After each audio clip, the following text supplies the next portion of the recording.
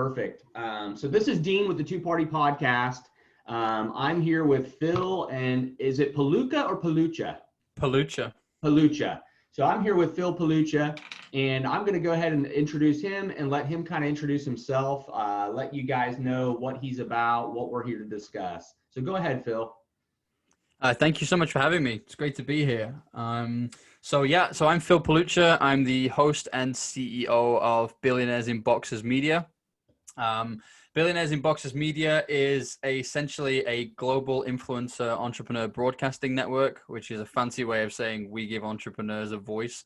I'm also a business growth coach that specializes in professional services, helping professional service business owners to be recognized as an influencer and authority in their space through digital relationship building. Excellent. So what are some of the main things you focus on or have been focusing on lately that we would know, maybe we would know about, or maybe the audience has heard about? Sure thing. So Billionaires in Boxers itself has kind of grown pretty well as a brand over the past few years. So ranked as one of the top 100 podcasters globally. That's awesome. I have 2 radio stations that I host. One is in the UK and one is in Southern Africa. I'm also supposed to be in South Africa recording our TV series, which got signed up just before COVID. Very cool. But life had other plans. So where are you at right now? So I'm in Liverpool in the UK. Okay. How are things there? Now I've heard there's been a lot of anti-lockdown protest stuff going on all around that area. How is it in your area? Yeah, so it's interesting. I kind of take a bit of a unique approach on this, I guess, as I actually developed COVID in May of this year. And I wasn't somebody who felt really sick and needed to be hospitalized. But I am still suffering with something that they're referring to as long COVID or long haul COVID, which is essentially suffering with chronic fatigue, still having breathing issues, still having strange pains that don't seem to be related to anything. Right. But if I'm honest, it's very similar to the States in as much as it's been politicized so much now that people are almost throwing the baby out with the bathwater. It's like, we don't trust our politicians, so we're just going to kind of ignore the advice. And correct. And it's that way here. Yeah. And that's led us to kind of like a second version of lockdown, where it's more of a restrictive lockdown. Our prime minister's announced that we're likely to have these measures in place now for the next 6 months. Wow. In fact, it was quite funny. I don't want to go too political with it, but to be honest, I mean, about 3 weeks ago, he released a statement to say it's on the way down. So we're going to open up schools. We're going to open up offices. We want you to go back to your normal way of life. And then about 2 weeks later, he came back into the Houses of Parliament. And I'm paraphrasing, but his speech pretty much said, "Why did you listen to me, you stupid people? Now it's spiking again. So we're going to have to go back into restrictive measures. They're going to be here for about 6 months now." But it's my fault, but it's your fault. Yeah, it was like, look, I appreciate that I said it, but you still did it. So it's your fault. Thanks for following the instructions, but you shouldn't have listened. Exactly. That's horrible. So we're finding ourselves in a bizarre place, but everyone's kind of mocking it a little bit. I mean, some of the rules and restrictions are ridiculous. Things like, social venues are still open, but they have to close at 10 p.m. And people are saying, why? Does COVID not come out until after 10? Correct. I hear a lot of that here because we still have some businesses that are open, and a lot of businesses, even though in our county here in Tulsa, Oklahoma, the county itself has made a mandate for masks. It's up to the business discretion once you walk in. So in other words, you don't have to wear, you have to wear your mask once you get out of your car, then you walk up to the door, then you walk in the business, and it's at your discretion. And then a lot of people are like, certain businesses are remaining closed, and they're like, well, does the virus know which business it's supposed to be in? Exactly. 100. And do you know what? My favorite one was, they said that you couldn't have social gatherings of more than, well, I think this has changed now again, but you couldn't have social gatherings of more than 6 people. But you could have business meetings. So one of my friends did a post on Facebook, and he said, as you know, my business barbecue is canceled for this weekend, but the good news is you can bring wine to a business meeting I'm hosting at my office on Tuesday night instead. And it was like, awesome. It's so laughable. And it's like, you have to wear a mask when you're going into a restaurant, but you don't when you sit down. So it's like, so COVID can't get you when you're sitting down, but like. Right. And that's one of the ones that got me about restaurants as well is they here the way it is you have to wear your mask into the restaurant, then they get you seated, and then you can obviously take your mask off to start your meal. And to me, it's like, you're walking, if it's supposedly so airborne and crazy, like you're Exactly. walking through it, you're no matter what. And I don't know. I'm so It's with you. The one that really made me laugh the other day was I was getting a taxi. So I'm not going out very often, as you can yeah, imagine, but I was getting a taxi somewhere, and the taxi company said, "Do you have a mask?" And I said, "I do." And they said, "We will refuse entry to the cab for anybody not wearing a mask." I got there and the driver wasn't wearing a mask, and I'm like, "This is so pointless." Like, yes, I'm gonna give it to you, but you can't give it to me. Like, is there right. some magic force field because you're facing forward? Like, I don't understand. Yeah, I don't understand any of it. You see the people driving their car by themselves with their mask on. Yeah, who are they hoping to catch it off at that Yeah, point? I Yeah, don't know exactly. what's going on, if it's in their AC system or something. Who knows? I But don't think anybody anyhow, knows. I think so that's the so I mean, point. it's pretty strict over there, basically, huh? Yep. Yeah, Yeah, yeah, for sure. So, I mean, it's getting worse as well. I mean, my wife's South African, and we were supposed to be heading back to South Africa for yeah, Christmas. A, because it's summer over there then, and I don't like the cold, and right. B, because we need to renew her passport. And South Africa just yesterday brought out a list of countries that they are banning people from arriving from, and also South African citizens to flying to. And it was practically most of Europe, definitely North America. There was no way that we could fly from anywhere and get there. We're just not going to be allowed in. Yeah, My wife was categorically told that if she flies back on her own to go and do her passport for 2 weeks and then come back, she will not be allowed to fly back to the to come UK back from in. South Africa. Wow. So it's just carnage at the minute. Yeah, it's been it's been crazy here where people just took it out of context, got really crazy about it. Then one of my friends the other day, I guess he just ran in a grocery store, Mm, and some guy he left his mask in his car. He had his daughter with him. He only needed a gallon of milk, some peanut butter or something for the kid, and so he just ran in the store, and he made it all the way in, made it all the way to the checkout, and he's checking out, and some guy just he's standing there, and some guy's yelling behind him about his mask, mm, not wearing the mask. And he kind of turned around and he kind of like, listen, guy, back up. I'm almost done. And the guy made a big scene, and everybody in the store started picking up on it. And some lady was kind of yelling at him, you need to calm down. You leave him alone. He's got his kid with him. And mm. at the final, what it ended up being is the guy literally, the last statement the guy made to him was, I have my gun in my car. Why Oh don't you my step days. outside? And he said it right in front of his daughter. That's horrible, man. And he literally, and my friend, he's a pretty big guy. He fights, he boxes, he's a veteran and stuff. And he kind of just turned around to the guy and he said, "So you're gonna shoot me over not wearing a mask?" And the guy Mm. kind of like calmed down, and he kind of cowered away. But it was one of The those thing things is, where, there are certain people who are exempt from wearing masks as well because they have other medical correct. conditions. So I appreciate that wasn't the situation for your friend, but can you No. imagine how embarrassing that would have been if somebody did have, let's say, a respiratory disorder and Yeah. they are exempt from wearing a mask? They're in a supermarket, grocery store with their child, and some lunatic starts shouting at them about wearing a mask. Is it any of your business? Do I have to explain to you that I'm medically exempt? Like, what does this got to do with you? Exactly. And If and you're he wearing a took it. mask and staying 2 meters away, what are you worried about? Right, and that's what he took it as, is basically it was just a guy bullying, Yeah, just a 100%. guy who's pro mask, and he's kind of a veteran, and even though he will wear a mask and follow the mandate, he's kind of against the whole shutdown and Mm, the mask thing. But at the same time, he respects other people that want to, and for he was sure. just like, first off, why would you do that to someone with their kid? Second off, why would Yep. you, take it to a level where, you're asking someone to put a mask on, then you're bullying them about putting a mask on. Then the next step up, you're threatening their life with not Yeah, wearing a it's mask. And ridiculous. it I was it guess was that's one really thing silly. we never really have to panic about all that much here. I mean, um we don't have as many firearms at Yeah, all, that's what I've period.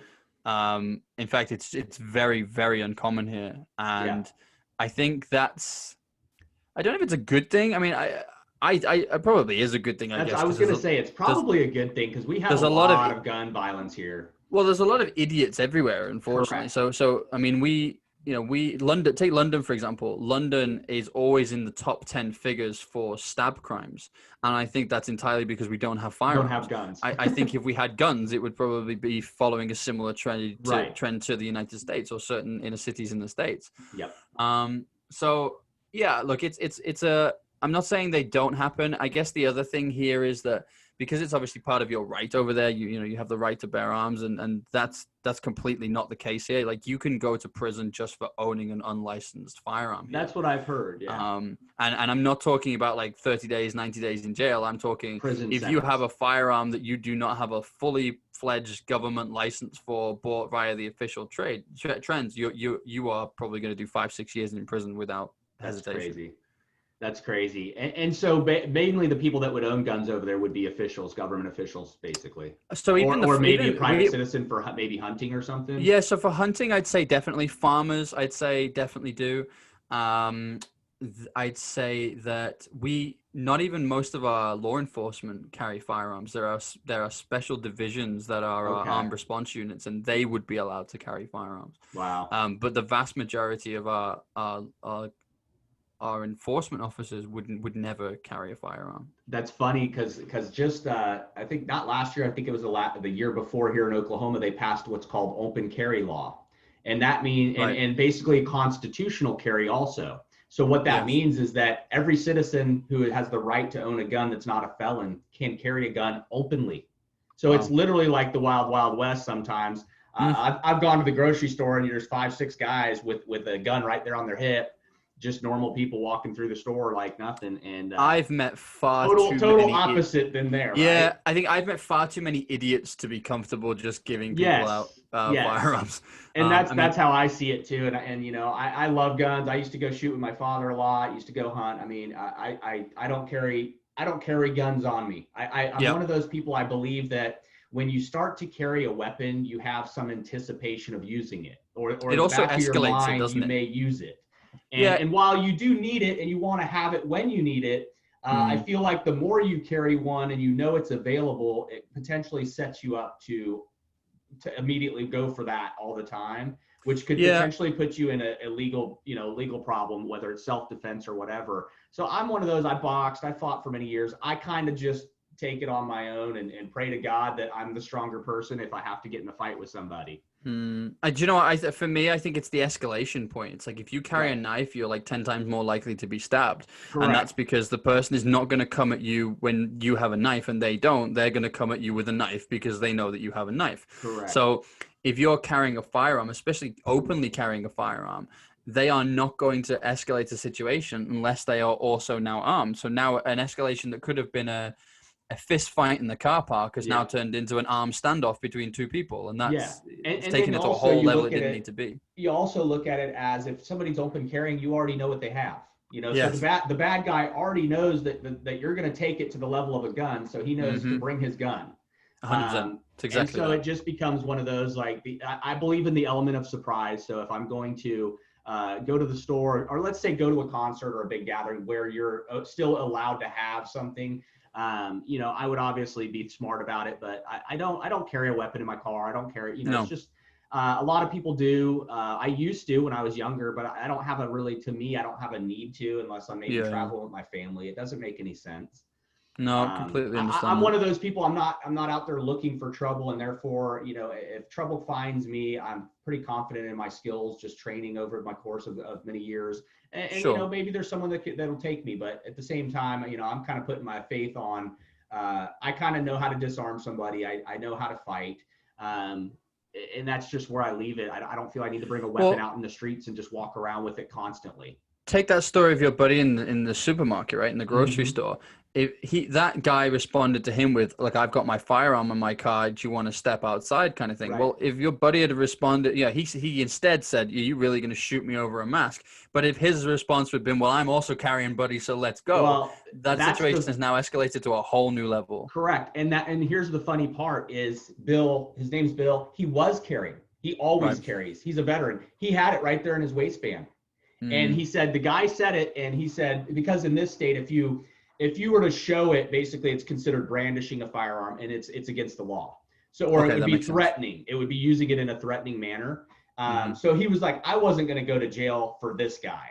But he goes, I really wanted to turn around and say, can you make it to your car faster than I can get this gun out of my waistband? Yeah, I'm sorry. And instead, you know, he's a veteran, very cool, calm guy. He's been around firearms, trained in firearms. He knows what he's doing. And he just, you know, he left it at like, you're gonna go there. You're gonna threaten someone's life over a mask. But little did the guy know, here he is yelling in some veteran's face, a guy who's already fought in the war or in several wars in Iraq and stuff. And he's yelling in this guy's face about a face mask, and he has no clue the guy's already armed. He's got his concealed weapons license, and he's holding his firearm in his waistband. So pretty ugly, but I didn't want to just talk about guns and politics and COVID though. Tell me a little bit about your business entrepreneurship and stuff. That's where, I've owned a lot of businesses. I've built a lot of businesses up from the ground up, sold them. I lost a few. I've been through a lot of the business ups and downs in my life. Talk to me a little bit about some business entrepreneurship. So I guess the important thing to note here is that I never intended to do what I'm doing today. It kind of happened organically. So I'd been involved in the corporate world, and I was trying to raise a young family, and I was sick of that jet set lifestyle of flying around. It sounds nice, but like it's not. Flying from one place, and it's kind of airport, taxi, meeting room, hotel room, back to the airport again. And that gets like harder these days, I'm sure. Yeah, it's like, what's Paris like? And it's like, I don't know. Like I didn't get to see any of Paris. I saw a meeting room. I could have been anywhere. And I decided that I wanted to make that leap and go out on my own. And I was fortunate that the person I was working with at the time was the second largest real estate company in Africa, and they remained a client of mine. I actually won a handful of clients almost off the bat because competitors of mine who'd previously been on the other side of me wanted to now get a slice of the pie. Right. But the problem that I had was I was really struggling to scale my business because having grown up in the corporate world, I'd always had a marketing team there and a sales team there to do this stuff for me. So I don't ever even mind admitting that I had zero idea how to win clients because I didn't understand social media marketing. I didn't have the budget to compete with the paid advertising and paid sponsorships that my major competitors were doing. I hated cold calling because in my position at board level, I probably got 10 to 15 cold calls a day from people who were suppliers who were now competitors. And I knew how much I disliked that. I also knew how often me and people in my position would sit and talk to each other about how much we dislike that. So I didn't want to just go and become one of those people. So I decided to try and do something a little bit unique, which kind of led us to where we are because it worked beautifully well, which was whilst in corporate, I'd been making money sort of through my side hustle, which was monetized podcasting, particularly sports podcasting at the time. Very cool. And I'd grown and sold 2 sports podcasting networks prior to this. In fact, part of the money to set up on my own came from the sale of one of those podcast networks. Very nice. And one of the things that I'd always realized about it was that you could build incredible relationships with people digitally. And I had partners and sponsors and people that I had great relationships with that I'd never met face to face. They were in the 4 corners of the world, and I didn't have to see them face to face. So my attitude became, rather than trying to just get around and do meetings and get through the gatekeepers and arrange a call and all this kind of stuff, my attitude became, well, I wonder if I can use podcasting to build business relationships just as well as I could for sport. So I made a list of the top 100 companies that I wanted to work with. And instead of trying to market to them, I just contacted their CEO and founder and invited every single one of them onto a podcast. Right. Not to sell anything to them, just with the sole intention of those who resonate with me and I resonate with them, there will be an opportunity. Relationship. 100%. There will be an opportunity to work with them. The people that I don't resonate with, I'm going to do myself a massive favor because we've all worked with clients we wish we hadn't bothered. Yes. And this was a great way of vetting those people out, and I never even had anything against them. It was just kind of if we've had a great conversation for an hour, but I just didn't feel that spark. Right. It's like when you go on a date, like you don't go on a second and third date with somebody if there wasn't a spark on the first one. Yeah, exactly. Yeah. I mean, it's like, she's a very nice girl. I'm sure she'll be very happy with somebody, but it's not going to be with me. It's not me. Yeah. And that was okay to take that attitude. And it was very successful. So I'd gone in the space of a quarter. I'd gone from sitting in my kitchen counter on my kitchen counter with my head in my hands going, where am I going to win business from, to needing to recruit 25 people full-time globally to help me deliver the work because I now had more work than I knew what to do with. Yeah. I then scaled 2 other businesses using the same formula. Before about 5 or 6 years ago, people started to come to me and say, can you teach us that bit? Like, can you Right. teach us how you did that? Because once you'd won enough clients, I started using it for everything else. So there wouldn't be a major event in my industry that I wasn't invited to be a keynote speaker on because of my podcast. Right. I was being flown all over the world. I remember I use this as an example quite a lot, but it was quite profound. I got paid by the British government to fly over to Shanghai to speak as a keynote speaker. I was sandwiched in between Sony and Microsoft.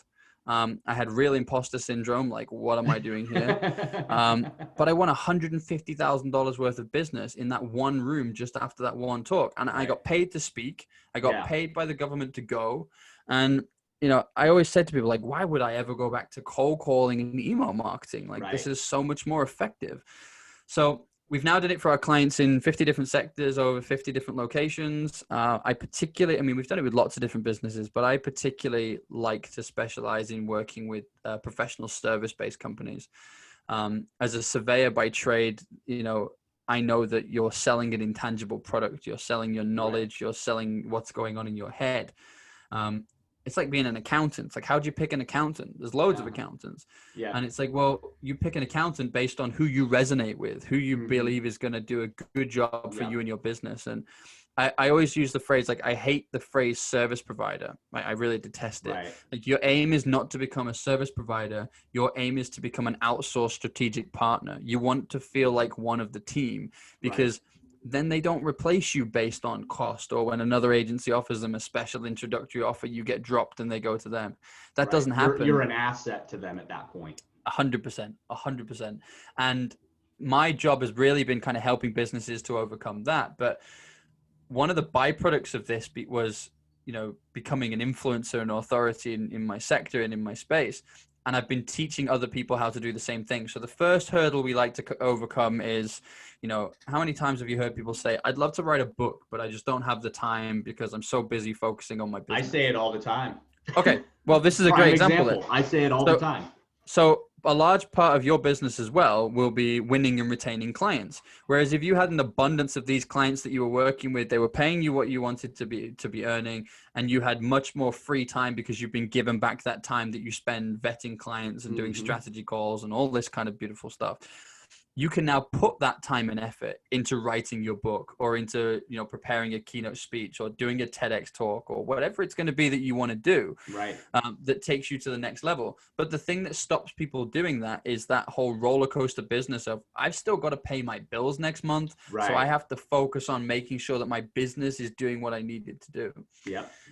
So the first bit is about digital relationship building and partnering in collaboration to make sure that you have that network around you to everyone uses the phrase financial freedom, but I guess in this sense it would work. It's giving you that comfort blanket of knowing, okay, I only need to make $10,000 a month, but we're now doing $15,000 to $20,000 every single month. So I'm putting money away, which now means that I get to choose what I do with the rest of my time. Correct.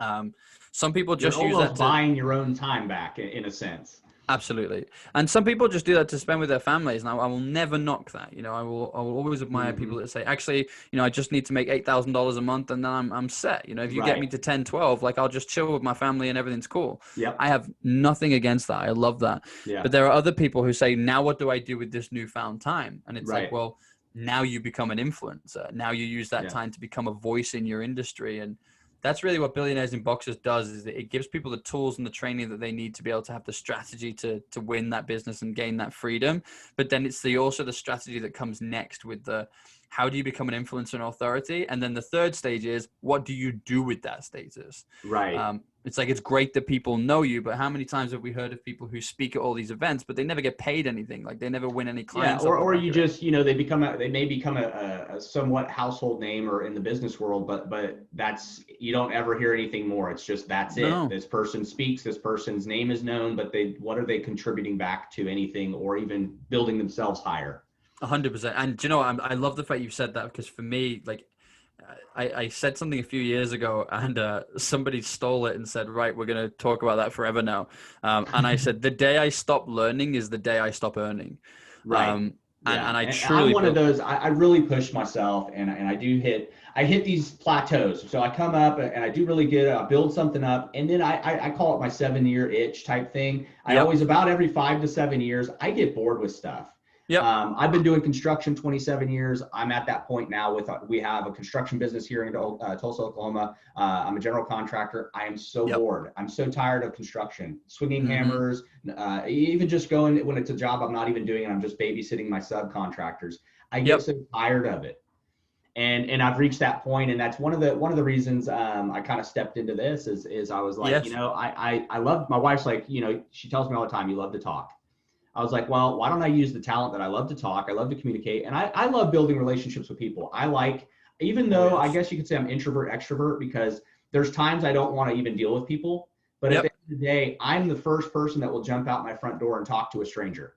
And my wife's like, stop, you don't need to, and she's like, just stop. And I'm like, it's just who I am. I'm wired to interact with people. I love doing it. But it energizes you as well. Yeah, like, and I I'm love exactly utilizing that, and I have throughout my life since my first business I owned. I've always utilized.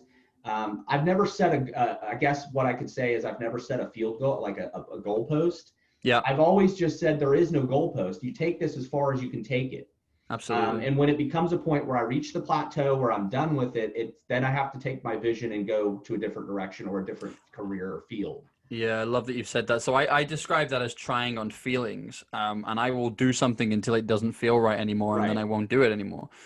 So there will be a day that I will, people think it's really funny because I can be all in something one day, and then the next day it's like it's done, like I'm finished with that. That's exactly how I feel. And it's just because it doesn't feel right. It's like, okay, I don't want to do this anymore. And then people start, usually at that point, you find that people start giving you logical reasons as to why you should. And it's like, logic isn't going to help in this situation because I'm following my heart, not my head. I appreciate all the reasons why I could continue this business.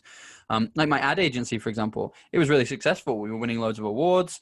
I just got so fed up of it. I got fed up of exhibitions. I got fed up Actually, I got fed up with some of the people I was working with. I was completely honest. And I just realized that one day I was like, I don't want to do this anymore. And I realized that it wasn't making me happy and it was making me money, but it was like, there's other ways of making money. I don't have to make money in a way that makes me unhappy. That doesn't make any sense.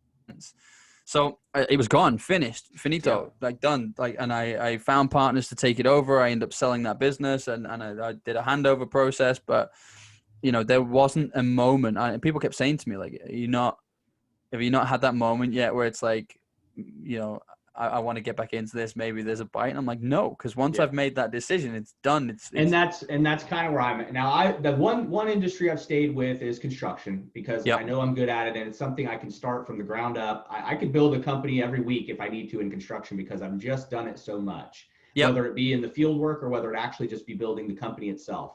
And I've done it. I've just built so many companies. I kind of know the framework of how to get it off the ground, get it going. But I that's where I'm at right now. But construction's been the one that go to where every couple of years, I'll get into something. I went and got my computer engineer's degree. I had a computer repair business for a while. I got sick of computers. I didn't want to see another keyboard. I didn't want to remove another virus. I didn't want to build another system for somebody. I got so sick of it. And then I went back into construction again.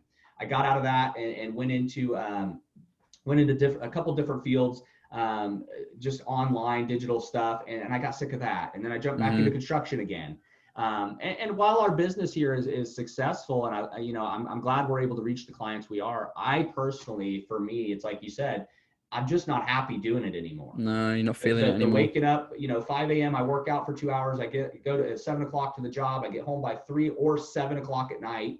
It just depends on the schedule. And it's like, I don't want to live like this forever. I'm 44. I'm not getting any younger. So it's one of those, like, I really feel like if I can push myself, like I always do, and just keep continuing to build higher on what I want, and to me, it's like you said, I'm never going to stop learning. And so, it's picking up on podcasts and different stuff I'm doing now, has really been more of a growing opportunity for me and also kind of a learning opportunity for me. And so I enjoy it. I enjoy the learning.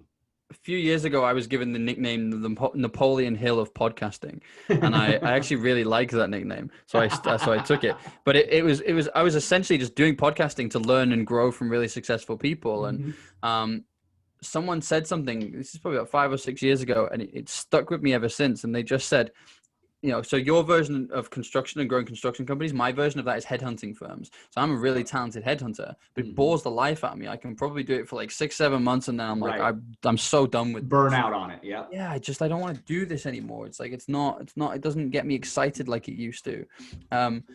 Whereas I had a lot of, when I stopped recruiting, so I stopped for a while. We actually do have a search and talent business now, but again, it's a team that I manage. Rather, I don't actually get involved all that much with the day to day. And when I left recruitment altogether, I had a lot of my competitors and people globally who came to me and said, right, now you're out of the sector. Can we pay you to coach us so that we can do what you did? And actually, I found that I enjoyed that far more than actually doing the work. I like the tools still work, the skills and resources still work. I just didn't want to do it. So, that could even be the case for you. It could be, you just said you have that ability to grow a construction business from the ground up, and you could do that every week if you needed to. Well, maybe you should. Maybe people should pay you to say, dude, how do I do this? Like, how do I grow my construction business? Can you coach me into be able to do that? Because then you're getting the thrill and being able to use the skill of doing it, but you don't actually have to do the work. Yeah, exactly. And I've been kind of molding that idea on the side, as kind of teaching that way. I used to teach English. I used to teach a lot of things. Awesome. I've done a lot of things in my life. My resume is kind of, I kind of put my resume online sometimes, and I find that it's almost, they're like, oh, pick your 3 best or 3 keynote jobs. And I'm like, I don't know which one to pick because I've done so much stuff. And they all overlap as well. Like, people don't often see that, but it's like, I would say that only within the last 2 or 3 years has my resume actually made any sense. Correct. Like, it would have looked like there was 4 or 5 different offshoots doing completely different things. And actually only recently have all of those things come together that even I've been able to go, that's how they all fit together. Okay, that makes sense. Yeah, my experience in construction, I mean, I've been a grill cook all the way to fire ranger, fire and safety. I mean, I've done like such well-rounded situations. And then when I got my degree in computer engineering, that's where I started doing all this computer stuff then. And I did it for about 2009 through about 2013-ish. And that's all I lived and breathed it. I learned every component, every circuit in a computer, everything I could figure out that worked and made the internet work. And it got to the point where it was like, okay, I think I know, even though I know I don't know it all, I know enough where this is becoming boring. And then that was also a time I was smart enough to know when tablets got real big and when basically disposable electronics came out. How I look at it. I saw the market changing, and I said, it's time for me to sell and get out. And I had a partner at the time that was in with me, and I said, look, you want to buy me out because I'm selling, I'm closing down. Yeah. He did. He bought me out, and I was able to get out of it. And I was like, yes. And right about that time, everybody stopped buying desktops and stopped buying PCs. And I was like, yes, that was perfect. That was good timing. Yeah. I was like, man, I foresaw that one. So do you know what? I think the weirdest one for me, I guess, was the fact that I was putting these strategies into place, and they're still the strategies that I teach this day. I mean, obviously they evolve as I grow and learn, they grow and learn.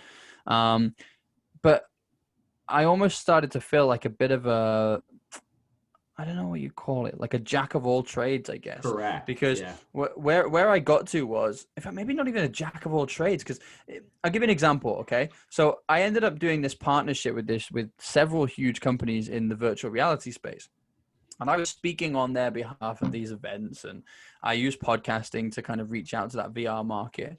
And now suddenly I'm like being flown all over the world again. And I didn't want to be doing that, but I mean, flown all over the world again to go and talk to major sports clubs about how they can sell virtual reality tickets to events and concerts. And we recorded the first virtual reality concert and all this kind of stuff. And then 360 virtual reality wraps within football and soccer stadiums and all this kind of stuff. And I remember like being sat on, I won't say who because I don't know if I'm allowed to, but I was sat on in a virtual green room, if you will, about to speak on a major US news channel.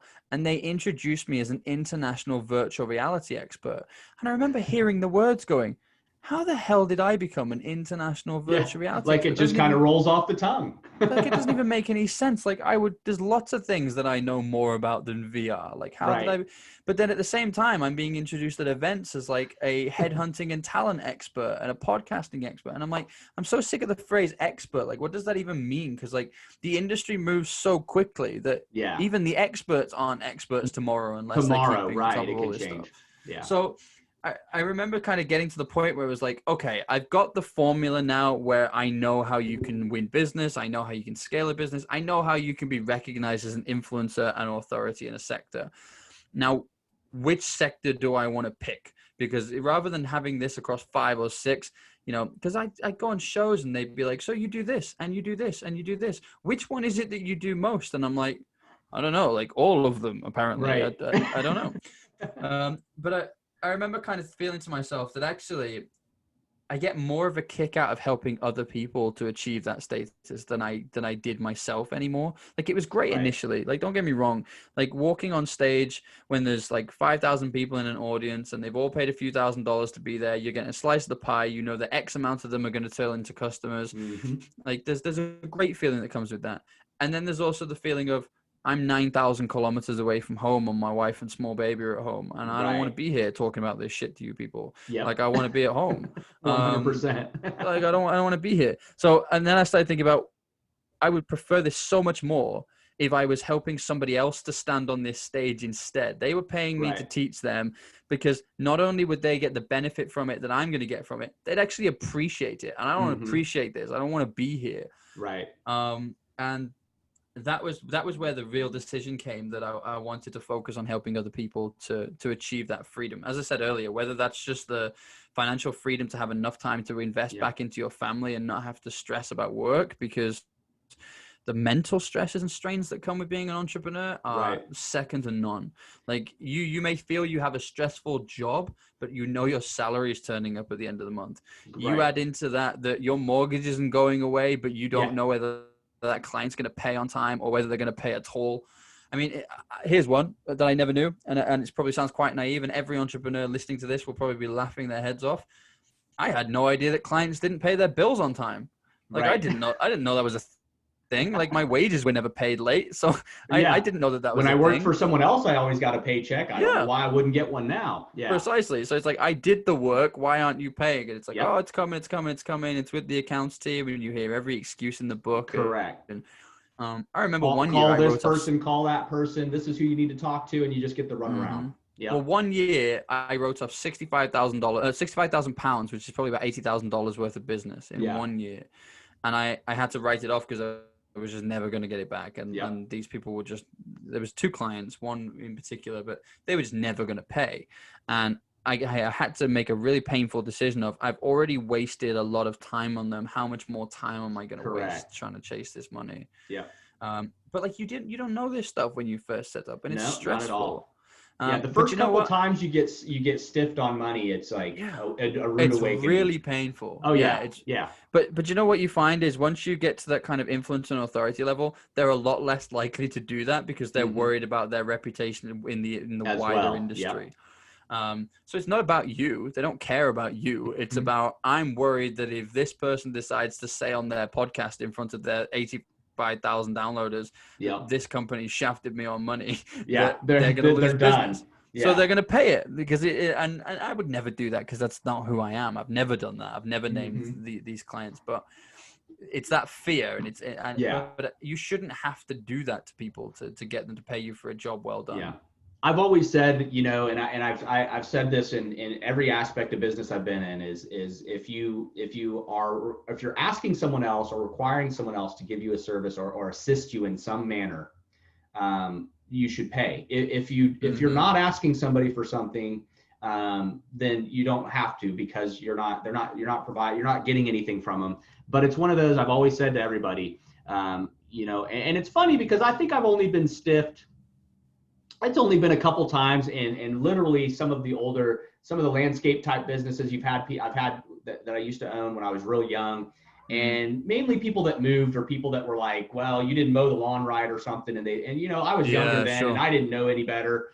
But construction, I can honestly say, and I'm kind of proud of it, is since we've been here in Tulsa and we've had the name of our company's Time Work Delivery LLC, and since we've been here, we have never had one client.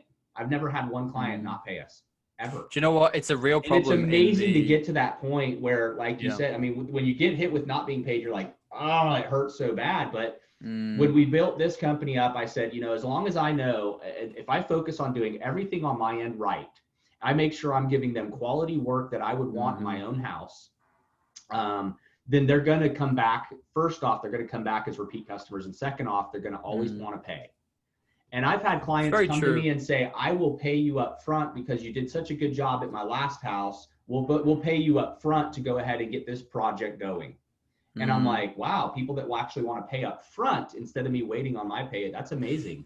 So it's funny you should say that. So our coaching business and our podcast business, we've never had this problem. The one area where we've repeatedly had this problem, and it wasn't even anything to do with the quality of work, because it was really good quality. It was in the recruitment sector, because there's actually a wider issue, particularly here in the UK, of that being an issue. And the reason being that a lot of the time, those small to medium sized recruitment fees, I'm not talking about the major headhunt search here. I'm talking kind of, you know, salespeople, mid to sort of entry to mid-level management.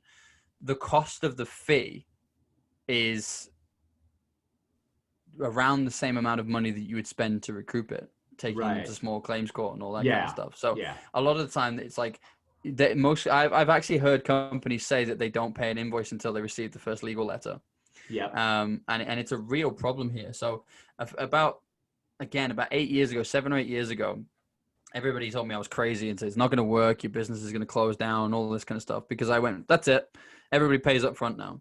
We work on a retained basis. You pay 50% up front and 50% on delivery. And I was quite honest with people and said, the reason that we do that is A, because if I'm going to put time and effort in, you're going to pay for that time and effort. And B, because we've now been stung, and so many other people in this industry have been stung so many times that you've almost lost the right to do that. So I'm not doing that. So if you've got a problem with that, then that's fine. There's a load more agencies out there that you can go and work with that will quite happily allow you to do it this way. But I'm not going to be one of them. And the confidence that gave me and my clients, and in fact, the byproduct of that was I instantly won exclusivity, because they didn't want to pay me 50% up front and then maybe get the placement from somebody else and end up paying 1.5 for the fee. So like a byproduct, I didn't even have to ask for exclusivity. I just was like, right, you're going to pay me this, and that's how it's going to work. And I only lost one client ever in the history of this who was like, well, that's not how I want to work, so off you go. And at the time, I remember feeling sort of a little bit put out by it, a little bit like a bit like, well, why wouldn't you do that? I do a good job for you. And then the more I kind of reflected on it over the coming weeks and months, the more I realized that really wasn't a client that I should have been working with, because if they're not prepared to respect my value and treat me accordingly. Now, the irony is they didn't see your value. Oh yeah. I mean, the irony is that they're a real estate company, so they get paid half up front and half on the end. So they're used to receiving it. So why wouldn't you do it for me? But as for the coaching stuff, that's never been a problem. In fact, quite the opposite, actually. Most of the time people will start on kind of a small to medium sized package and then upgrade to a more expensive package, or like we call our biggest package the full Monty. And it's literally kind of one-on-one with me every week for 10 weeks, plus videos and podcasts that guide you through, and a lot of strategy sessions. And it's a lot more kind of bespoke coaching. So yes, there are frameworks that we work through, but it's let's use the example of you, for example. This would be, okay, how do we get your construction coaching business up and running? Not just the coaching business, because it's going to be different per sector. You know, and let's not talk about events and publications that we want to get you into. Let's specifically talk about which construction exhibitions and which trade magazines that we want you to be featured in. And people tend to start on like one. They'll come to us and they'll say, great, can we do the podcasting booking service, or can we do the done for you service for 3 months where you'll do the podcast for us? It's always funny. I always say minimum term contract 3 months. Nobody ever does 3 months, because by the end of that 3 months, they're going, we're making money, we're winning clients, we're winning influence. You just keep doing it for us. Yeah. And I love that, because it's like, okay, well, you know, let's go to a monthly rolling contract, because I know they're still going to be here 9 to 12 months later. And exactly. it doesn't scare me. And I love that, because it means that people are coming to me again and again. And I guess one of the ways that we really judge that within our business is, A lot of our business still to this day is referral based. We Yes. win a lot of business via referrals, and that's how we get a lot of ours too. And it speaks volumes about you when you do, Yep. because referrals are the thing that you can't really buy, because you have to have done a good service and delivered good customer experience over a sustained period of time for somebody to be, I mean, there's a statistic out there, I don't remember what it is, but it's something along the lines of, somebody is 6 times more likely to tell somebody about a negative experience than they are to share a positive experience. Correct. So when your business is winning a lot of clients based on referral, that means that you've done a 6 times better job than the people they're moaning about. Yeah. And what I love too is what we get, and we get a lot of it, is we have clients that we've done jobs for consistently and it's totally left on good terms, and they went with another contractor that they use now. But that same client is still referring us business while they're working with another client or another contractor. And to me, that's like the biggest pat on the back there could be, that the relationship we had was really good. And if they needed me, they'd call me again. And I've actually had a few clients that are like, look, Dean, I've got a guy working on this job. He's out of here about 3 o'clock. Could you come by and walk the job with me to make sure his protocols and his procedures are proper? I love that. And I do that all the time. I do a lot more. I have a lot of real estate clients that'll call me for investment properties, and they want me to do the walkthroughs and then give them an estimate on what it's going to cost so they can get the investment bank involved. And I will literally go do these, and I walk through, and I have no paper and no pen. And they're like, wait, you need me to grab you a paper or pen? Do you need me to run, do you have something in your truck, a clipboard you could write on? And I said, no, I don't. It's all right here. Yeah. And they're amazed when I walk through a job and I'm literally right down to like the last drywall nail. And I have that in my estimate when I go back to the office and I work on the estimate for a day or two, and I shoot it back to them, and they go, how in the heck did you remember all that? It's literally when you know your stuff, isn't it? Yeah, I walk on the job with a tape measure, and I measure, I get my square footages, and it all goes in my head, every single room, every bit of the floor plan. And I talk to a lot of guys I deal with in the trade. What I tell them is, first off, when I was younger, I was diagnosed with having photographic memory a little bit. Now, as I've partied and gotten older, that's kind of got burnt out a little bit. Yeah. However, up front, when I look at something, I memorize it, and I recognize things, and I have ways of putting things in my head that I know. And numbers on jobs is something I can tell you I can't tell you measurements 5 minutes from now, but I can tell you measurements from projects I did 10 years ago. That's cool. It's just really weird. But I like that. The amazing thing is, I'll go with them and I'll do all this, and they're like, are you sure you don't need to write any of this down? And then I'll present them the final estimate, and it's a done sale. I mean, they look at it, and they're amazed that I even remembered all of this stuff. And second off, they'll even go and further take their tape and remeasure to make sure I'm getting these accurate numbers. Yeah. And they're like, dude, you nailed it on the head with every single of a 5-bedroom house, kitchen, 2 bathrooms, the whole night. Like, you hit every single number dead on. It's when you know your stuff. Like I have similar conversations when it comes to the coaching stuff. So we're speaking with businesses, and they're literally in despair. They're going, well, we've tried everything. It's not going to work for us. And I don't know what the problem is. I keep trying stuff and it's not working. And I'm thinking, like, 5 minutes into this call, I know exactly what the problem is. Yep. Like we could solve this like right now. I know exactly what it is. And actually, that was something that I had to learn to try and be careful with, obviously, with a coaching business, because the amount of times I was just going, oh, it's this. Right. just giving away the answer. Giving away the job. Here you go. And then I go, well, they're not going to pay me for it now, are they? Because I've just told them what it is. But, so there's definitely an element of that. But a funny thing you should say, actually, about the referral base and all that kind of stuff. I always say it's an odd one. We don't have 100% success rate, because I've done one refund in a 6-year period. Yeah. But I always say a but with that. And that one hurt, actually. Yeah. But I always say a but with that, because that guy asked for a refund because he committed to doing something and then had a change in his personal circumstances, and basically said, look, I no longer have the time to commit to this. So can you give me my money back? Yeah. And, we didn't even have a refund policy like that in that person, that place. And it was like, if I was in his shoes, how would I feel? So I said, yeah, here you go, have it back. But he was so grateful that we did that he referred about 3 or 4 of the paying clients to us. So I always say, like, we don't have 100% success rate, because I have to acknowledge that I gave somebody a refund, but that refund turned into 3 or 4 more referred clients. So I don't know. I can't feel too negatively about it. It's right.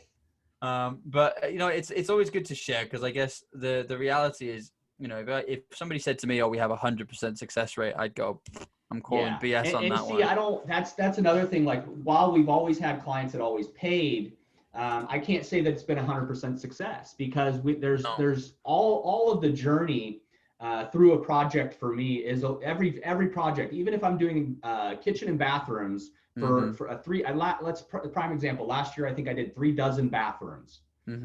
Every bathroom to me, when I walk into it, it is the same. However, there's always different stuff you run into when you demo them and there's always some other structural issue. So while they all seem the same to me, I learned something on every one. So, and sometimes you win and you lose. So sometimes I'll bid one that I'm thinking, well, this one's going to be about the same amount of money as this one was, or same square footage, same material cost, whatever. And I end up eating some money here or there. So while while our clients always pay, I don't look at that as the success. I mean, it's a success when everybody pays, great. But at the real success is that I'm able to progress and continue to get referrals and new relationships. 100% is way more important than me just getting paid, because it reflects on who I am and what I'm doing as a quality of work. And like side note, like I was saying, when I walk through these houses with clients, and I'm memorizing stuff. Part of the reason why I'm memorizing stuff is because I'm looking at it from a personal perspective. Like I'm valuing their project. So in other words, I'm looking at it as, what if this was my house? I want to know every square inch of it. And so I don't need a piece of paper to know my house if I treat it like it's my house and it has value. And so when I walk through with an investor, I do that with every project, even if they never buy it, even if it's one we're just looking at on the market. I walk through it with the intentions that I want to know every square inch of it as if me and my family lived here. And that's a lot of the way I remember a lot of it is like, if my son was here, this would be his room. If this is our master bedroom, this is our bathroom. And I kind of look at things that way. And when you start to value your client and you start to value why they're using your time, they called me for a reason. I'm a value to them. So shouldn't I show the same value and respect back? It tends to like help me remember more about projects. Now, if I walk into a project with somebody and I'm like, me and him aren't clicking, or he's just a real jerk or a dickhead, I might very likely just be like, yeah, this is going to be this much, and just throw a number out there. Yeah, for sure. I've got to kind of feel it, but at the end of the day, I don't feel that our successes are just by being paid. I feel like the success is what I learn along the way, what the client gets to learn along the way, and the relationship we build together along the way. And I love, a lot of people are like, man, I hope nothing goes wrong on this project. I'm the type of person, I hope sometimes things go wrong, because that learn more that way. That I learn more, but it teaches me how the client that I'm going to maybe work with in the future several times, how they react to problems, how 100%. I react to problems, how we resolve together. Some clients are like, you better pay for this. And some other clients are like, what do we do to get to the next step? How do we fix this? You have some that are very, very, very firm about it's your fault. And then you have some that it's like, okay, we knew this was going to happen. Let's figure out what we got to do. Is it going to cost us more money or you more money? Or both of us pitch in and just get it done. And I like that's the part of it that I find it for me is the success part of it. The failure part of it is when you run into these problems and you can't communicate. 100%. Do you know what? The communication piece is key, and we're very picky about the people that we work with for that very reason. And I always use the word resonate, like it has to resonate. Yep. And I remember probably a month or two ago, I was speaking with this guy and he wanted our full Monty package. So he was happily investing $20,000 comfortably into what we were doing. But he was such an ass. Like the way the way he spoke to me, and there was a few things he said that I was just like, that hit the wrong chord. And then during this call, he said to me, and I'll never forget it. He said to me, so you're going to do this for me. And well, you better had be bloody doing it for me, because that's what I'm paying you for. And I was like, oh, can I just stop you there? Like, This is a partnership and we work together. And like, I see what you're getting from this. What I'm getting from this is a headache. Right. And like, I'm not interested. And he was like, no, I didn't mean it like that. And I was like, but it's not the first time you've said something. That was just the straw that broke the camel's back. Right. So listen, I don't want to waste either of our time, because I respect your time as much as I respect mine. I'm sure that this will work for you. Please go and have a conversation with somebody else, because it's not going to be with me. And he literally hounded me for about 4 weeks, video messages, WhatsApp messages, until eventually I got back on the phone to him and I said, look, I'm doing this because I respect your time. I am not going to work with you because I don't feel that it's right. Now, you coming out with a list of logical reasons as to why we should isn't going to change how I feel about this situation. So and he was like, oh, you're just being an ass. And it's like, well, you can say what you like. Like your attitude as to how you've just flipped on me now is the exact reason that we're not working together. Right. And you said that, there's so much more than being paid. Like, just a few days ago, one of my clients in New Zealand was put a post up on LinkedIn. It's not even anything to do with me. So, he's a customer experience expert, and he was replying on another industry leader's post talking about what's the best customer experience you've had recently. And he named me and my company. And I was like, he tagged us in it and was like, these guys are awesome. Like, I love them. Like, they're such an and I'm thinking that to me is worth way, way more than him paying his invoice. And I messaged him and I said, you don't realize like how much that means to me. Like, that meant more to me than the invoice at the end of the month. Yeah. And then he came out with another line, which again made me emotional. And he said, yours is the invoice I look forward to paying because it adds so much value to my business. And I was like, see, like, that's so amazing to hear. That's so, like, it's worth so much more to me than the money. Like, it's like that. That is amazing. And that is the kind of service that we want to make sure that we deliver for every single person that we work with. But the only way that we can achieve that is if that we go into this with the same objectives and the same values and the same sort of, and we resonate together.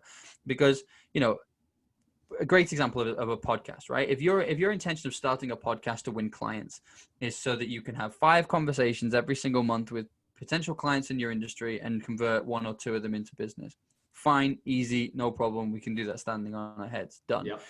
But if you're going to get upset at the end of month 2 that you don't have 6,000 downloads per episode, your expectation wasn't matching the reality of the situation. Your goals don't line up. No, so it didn't matter how good a job we did. We might be looking at this going, we did an amazing job. Because in that 2 months, he's interviewed 10 people, and instead of winning 3 or 4 clients, he's won 6, right? But that person is still annoyed at you that they didn't hit that number of listeners. Right. So it's about making sure that you're both in alignment and you're both working towards that same goal, and you have the same kind of metrics for expectations. And that was something that was a valuable lesson for me to learn in business. And one that it took me a while to learn was that I may feel that in fact, it goes both ways. There have been times where I've thought, we did a great job with this, and the client is like, oh, well, I was expecting this. And you're like, well, that's completely unreasonable. Like, that's or not even what we discussed. Yeah, that's really unfair. And then I've had other times where it's like, I feel like we should give this client a bit more love next month because I don't feel like we really gave them the love they deserve. Meanwhile, they're going, you guys are awesome. We love you. Thank you so much for everything. It's like, we're not in line. Like, can we just find that happy medium where everything's cohesive? Yeah, precisely. And you know what? That comes down to relationship building and communication. Yeah, you tell me what you're trying to achieve, and I'm not a yes man by any stretch of imagination. If there are things that we can achieve with you, I will tell you how, and I will tell you how we're going to get there, what I expect from you, and what you can expect from me. If you have things in there that are completely unreasonable, I'm going to tell you they're completely unreasonable and tell you the reasons why it's not going to be the way. It's junk. Take it out. Yeah. Absolutely. And do you know what? So many people come with baggage and things anyway. And it's like, why is it, people say, I have to appear in Inc. magazine. That's my aim. I want to appear in Inc. magazine. And it's like, but if I got you into the Wall Street Journal and Entrepreneur, but not Inc., would you consider that a failure? And it's like, oh, no, that'd be fine. So it's like, so don't put barriers there that don't need to be. I get that's where you want. Yeah. I get that's where you want to be, and we'll aim to get there. But like, if Inc. don't want to write about you because the editor thinks you're an ass, but Forbes magazine want to write about you every week, like, that's not a negative. That's a positive. Yeah, that's a good target. Yeah. So essentially, it all comes down to that communication piece. And I think people are so afraid of sales in business that, they turn into yes men and yes women. And it's like, we will do this for you. We will get there. And they overpromise and underdeliver. And my attitude has always been the complete opposite. I would rather underpromise and overdeliver every single time. Yeah. And that's totally key. One of the things I want to talk about too, I noticed is on your actual profile, I was looking at spirituality, and that's something I just wanted to touch on. I'm a Christian. I've been through all kinds of variations in my life of being a Christian, not being a Christian, not understanding my way, losing my way. Yeah. So talk to me a little bit about where you are spiritually. So I'm a very spiritual person, but I wouldn't describe myself as a very religious person anymore. Right. I was raised in a very Catholic household. In fact, you'll see lots of tattoos all over me I've got very Catholic tattoos all over my body. Right. Not that makes me a religious person, but it was a very important part of my life for a long, long time. But I guess that there were certain things that I couldn't, like meditation and mediumship and all that kind of stuff, and what comes next, and all of this sort of stuff. Like, there were things that I agreed with, and there were things that I disagreed with. There were things that I was experiencing in my life through meditation and through mediumship, and things that I am told in my religion don't really exist, and if they did, they're not good. Right. And it kind of got to the point where the two couldn't coincide together anymore. I was quite fortunate that my grandmother was a very spiritual person. So when I was about age 11, or probably 11, I think, she took me to a school to go and learn about transcendental meditation. So I've been doing TM for a very, very long time now. And it keeps me grounded. It keeps me sane.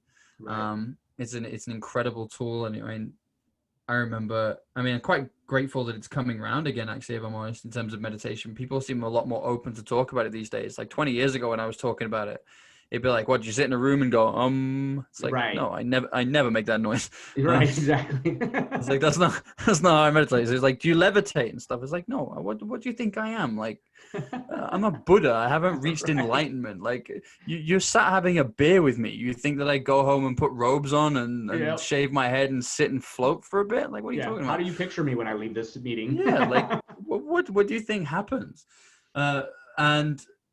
But it was, for me, it was a really important part of, it is a really important part of my life. I think, there are times that I've also been quite lost, and I often find that the times where I've been sort of most disconnected to myself have been the times that I forget to meditate. Right. And the times that I forget to kind of have that self-reflective period. So I have a saying that I use quite a lot, which is, I make more decisions with my heart and less with my head, because my head doesn't know any more than I do. And what I mean by that is, when I meditate, I try on feelings. So let's say you'd come to a crossroads in your career or your relationship or friendship or whatever, and you're not sure which way to go, and you're doing that awful turmoil thing where your head's just playing through every single scenario. Well, your head isn't going to be able to work this out, because if it knew, it would know already by now. It's not just going to suddenly wake up one morning and go, that's the way to do it. Yep. So instead, I meditate on it, and I go through each of those scenarios, and I see how it feels. And I go with the one that feels like it resonates with me the most. Right. And I kind of use my heart as like my compass for that. Like, some people would call it the heart, some people would call it the soul, whatever you want to refer to it as. But ultimately, it's that gut feeling. It's this feels right, or this doesn't feel right. I use the example of relationships. You can be with a spouse, and you can explain all the reasons you love this person. They take good care of me. They're always there for me. They're supportive. It's like, well, I could replace them with somebody who does all of the same things, but you wouldn't love them because it wouldn't feel the same. Correct. So you're talking about logical actions and things that they do and don't do, but it's the feeling. And that's the thing that's often quite hard to put into words. So for me, I think your feeling is your greatest sense of intuition and the greatest tool that you have to making decisions. We used it before, didn't we, when we were talking, where we're both the kind of personality that one day we'll wake up and go, this doesn't feel right anymore, and I don't want to do it. Yep. You can't explain why. It's like, it's not like it stopped making money, or, you I don't know. It's like, it's none of those things. Nothing major happened. It just doesn't feel right anymore. Yep. And I think that's a big part of spirituality. And I'm married to a South African Indian Muslim.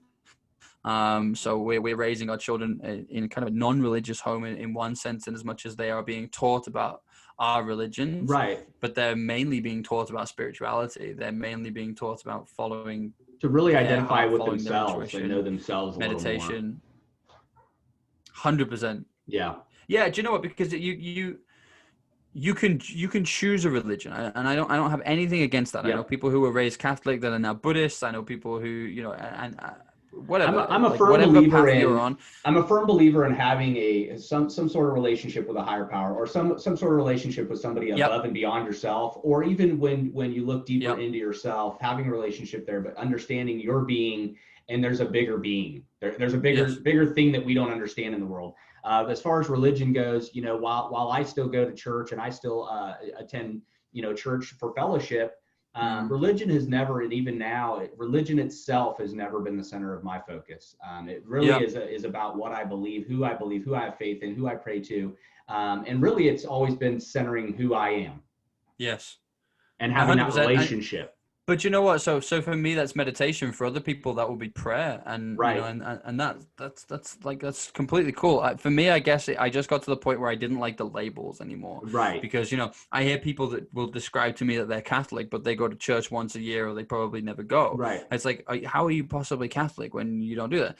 And then you've got other people that go to church every Sunday, and they're not good people, and they're jerks all week long. Yeah. That doesn't excuse you because you go to church. Like I take Sunday Bible studies with the kids and I help them with that. It's like, great. So one day a week you're not an ass, and the rest of the week you are. Correct. Or I donate money to a charity, so therefore I'm a good person. And plus, it being raised as Christian, we both believe that God loves us and that God is love and that God is forgiving. So my attitude is, if I live my life in a good way and get up there and he says, you're not coming in because you didn't go to church every Sunday, then I probably don't want to be up there anyway. Right. It's probably not the place to be. It's probably not the place for me. It's not going to feel right. Whereas I truly don't believe that. I believe we're judged on the merits and our actions and feelings and how we behave towards other people in life. Right. And provided you're a good person, I really couldn't give less of a toss what religion you are. That's just my personal opinion. That's kind of where I'm at in life. I'm friends with so many different people, different backgrounds, cultures, grew up around a lot of different cultures. And, a lot of people, we have, like, right now in our nation, we're having a lot of this civil unrest with prejudice and racism. And I don't see it. I understand it's existed. I understand it's been around, but I really don't. For lack of a better way to put it, is like, there was an interview with Morgan Freeman where he was interviewing with a white guy. I think it was like a 60 Minutes or something like that. And the guy asked him, he said, what would we do to get rid of racism? And Morgan Freeman literally just said, you stop calling me black and I'll stop calling you white. And we just ended racism. And it's kind of one of those things with, like, religion and stuff. It's kind of the same thing with me spiritually. Is true. I really don't care if you're Muslim. I really don't care if you're a Catholic. I really don't care if you're Lutheran or whatever you may be. How do you treat me as a person? How am I treating you as a person? What can I do to help you? What can I do to assist you? And really, what I think, where I've become in the past, like, 5-6 years in my spiritual journey, really with myself, is what I found is that I am happier and more content helping others. And if that means holding a door, and I say it a lot at the end of some of my podcasts, I say it a lot when I'm out just talking to people, or I'll get on Facebook sometimes and do a live, and I mention to people to do that. And I try to post every day when I can, but something as simple as holding a door for someone, something as simple as giving a smile, a compliment, a hug, paying for somebody's meal in the drive-through behind you, paying for it. Simple things like that. While that makes me feel good, and I do it because it makes me feel good, I also do it because it slowly ingrains in me that that's the type of person I want to be. Yeah, I love that. And while some days it takes me actually acknowledging and taking and making action out of it, I noticed more frequently in the past 5 years, I've actually become just doing it. It just becomes something I do. It's part of who you are. I love that so much, but I'm a big believer in manifestation and abundancy and all this kind of stuff. But I'm also very aware that you can't get unless you can't receive unless you give. Right.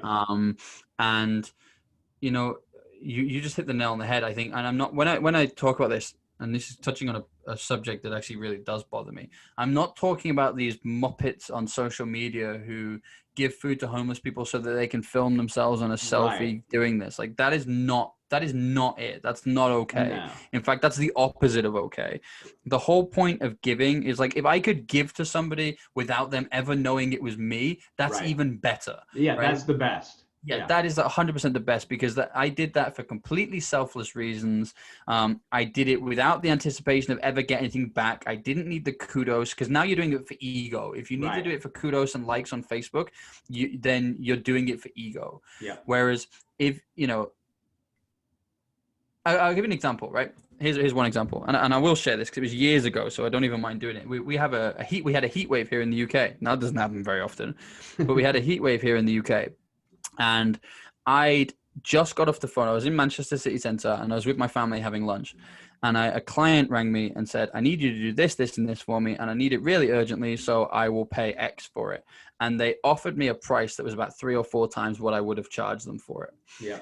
And whilst I was sat there at dinner telling my wife about it, at lunch having with my wife, my phone pinged and he paid it then and there. No worried about the invoice, just there's the money. And it was like, wow, okay, that was unexpected. But it was like I'd received, so now I had to give because something was out of whack. Yep. So I went to the bank and I got out, I think it wasn't very much. It was like $150, £150. Yeah. And I got it in £5 notes. Yeah.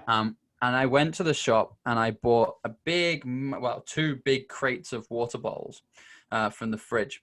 And in the label of it, I stuffed the £5 note. And I walked around Manchester City Centre, giving it out to every homeless person that I could find. Here's an ice cold bottle of water, knowing that as soon as they'd finish that water, they'd realize that they had lunch and a drink there as well. So they knew I was giving them a water bottle, but they didn't realize I was giving them money as well. And I didn't want that.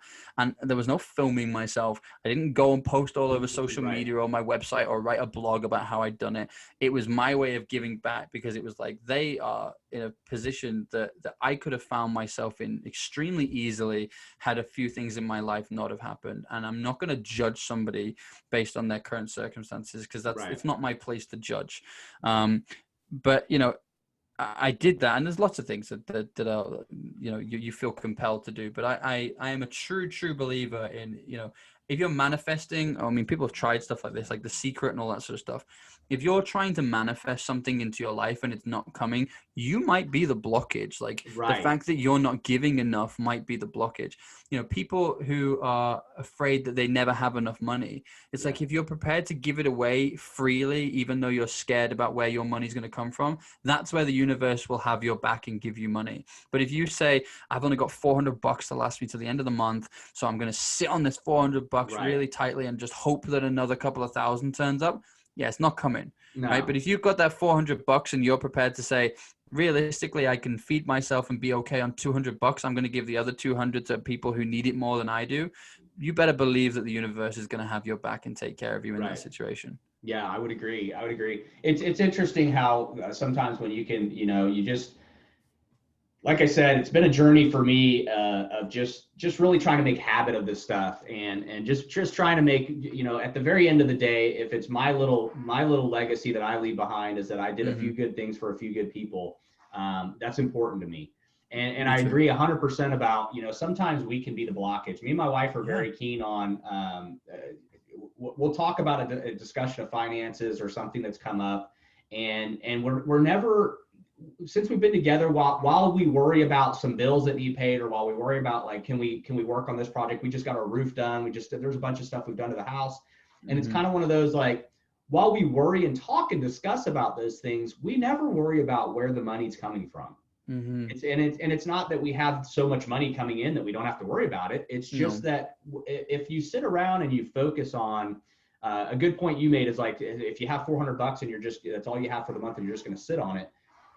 We don't ever really focus on the money side of it. We focus on how do we achieve what we're wanting to get done.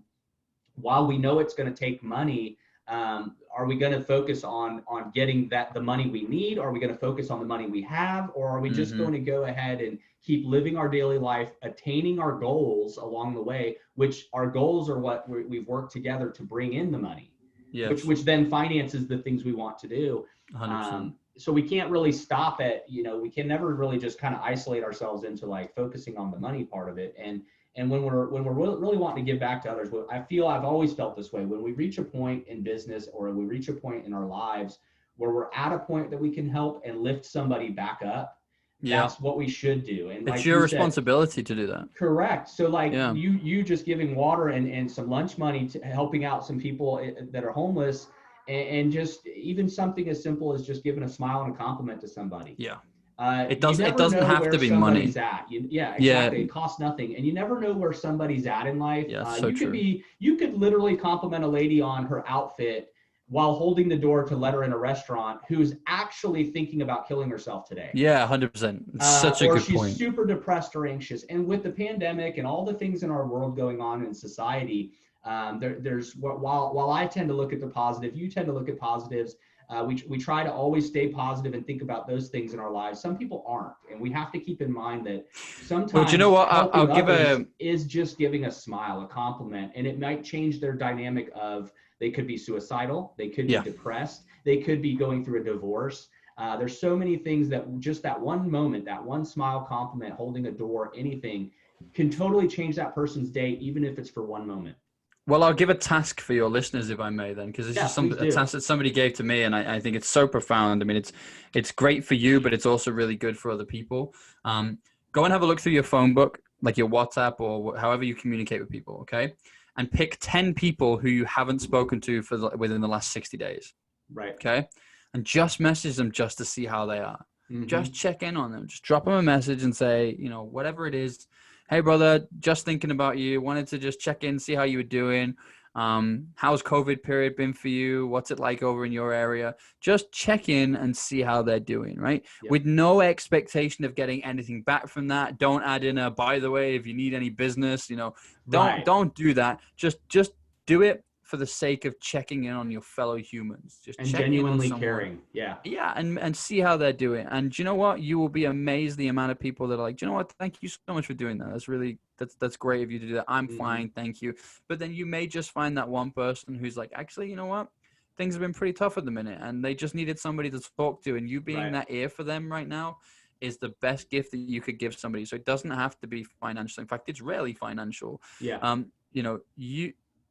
You giving, money to somebody will come and it will go. You giving kind words to somebody. Yeah, it is. You giving kind words to somebody or giving them some support or a shoulder to cry on or even just a bit of a pick me up, that will be remembered forever. Yeah, and I post that a lot on, especially on my personal Facebook. I post a lot that if there's ever anybody out there that needs to talk or communicate, I always tell people, give me a call. You have my number. Most people, even strangers that I've met, even via social media, they'll message me and then they'll say, I'm having a hard time, or, I'm going through something. I saw your message today and I appreciated you saying that.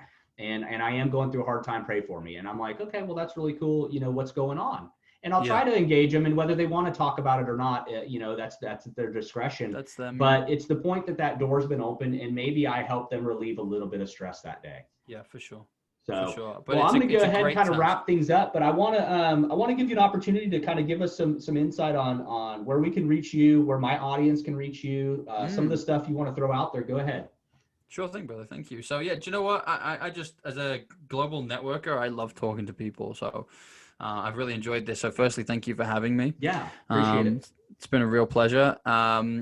If you want to reach out to me, you can do that in two ways. Either head over to billionairesinboxes.com, or indeed, if you want to find me directly, I have a really unusual surname, so a quick Google search will help you find me. It's Phil Pelucha, which is Pelucha. In fact, if you just search Pelucha, you'll probably find me.